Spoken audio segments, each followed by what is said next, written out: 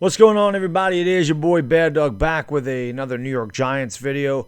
And as we know, the New York Giants training camp is going to be opening up here next Thursday, July 27th. Obviously, I can't wait for that. It's been a long time coming. A lot of us are excited for the New York Giants football season with good reason.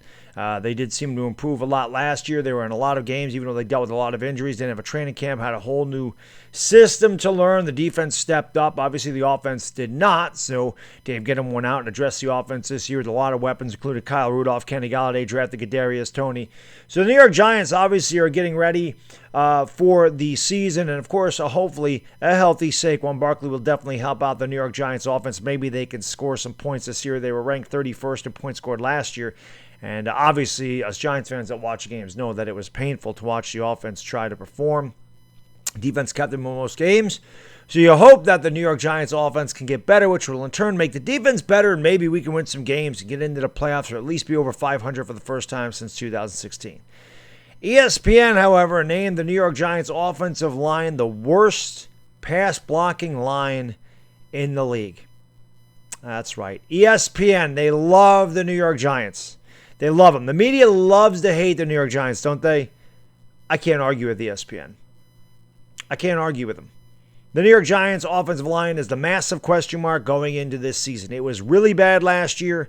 It has been bad for years, guys. I don't remember the last time the New York Giants had a good offensive line, maybe 2012, but it has been bad ever since.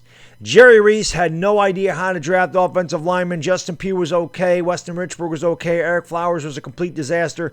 But he never, ever helped Eli Manning out at the end of his career by fixing the offensive line. He consistently went away from it and never did anything to make it better. Dave Gettleman came in here with a plan to make the offensive line better. And let's be honest, he hasn't. Right? I mean, it hasn't been good. Andrew Thomas played a lot better at the end of last year. I'm going to give Andrew Thomas a pass.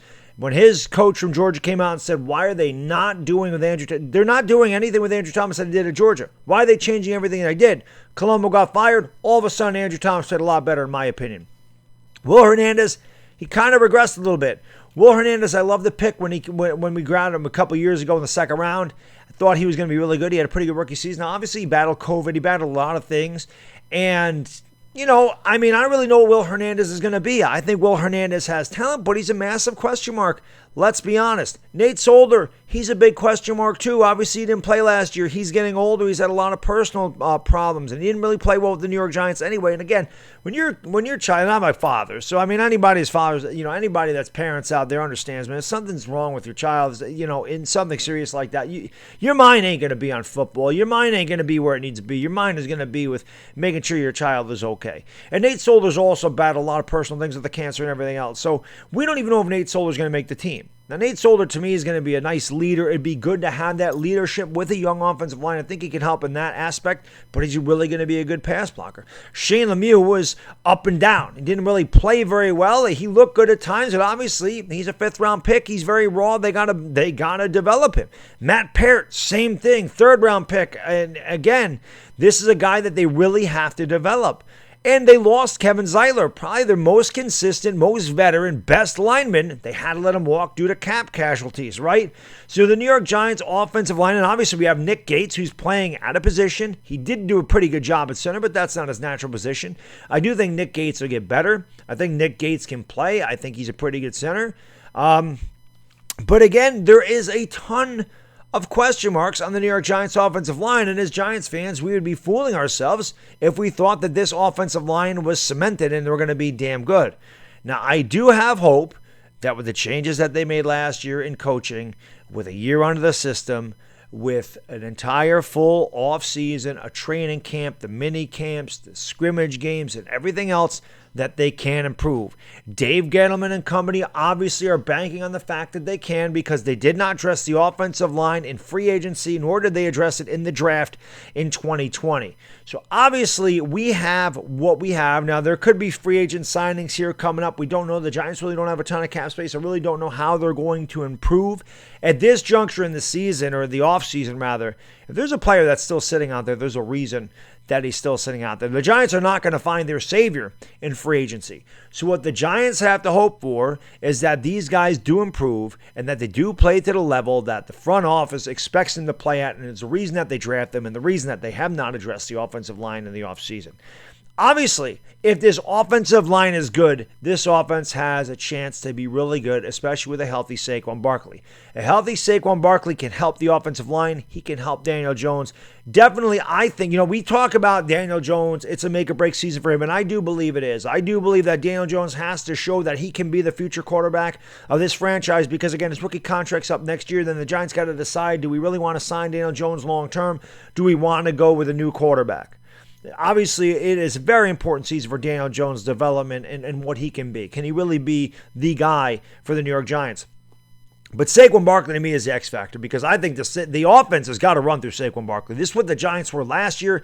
They were a team, obviously, that kept they relied on running a defense. Even when Wayne Gallman, they relied on that. They relied on a very boring, vanilla offense. They didn't have a lot of playmakers out there. The offensive line got shifted around a lot. They had rookies playing all over the place. They had a new system with Jason Garrett, and there was no Saquon Barkley. There just wasn't. So Saquon Barkley is a guy that can go out. He can catch a little bit. Obviously, he has to be 100% healthy, and we got to get him through the season. But I think if you can run the ball, and the Giants' run blocking wasn't too bad. The Giants' run blocking was pretty good. So if you can get the running game established, and you can get Saquon Barkley going, and then you can allow a little play-action pass, it'll make the defense hesitate, and in turn, that'll make the New York Giants' offensive line a little bit better as far as pass blocking goes.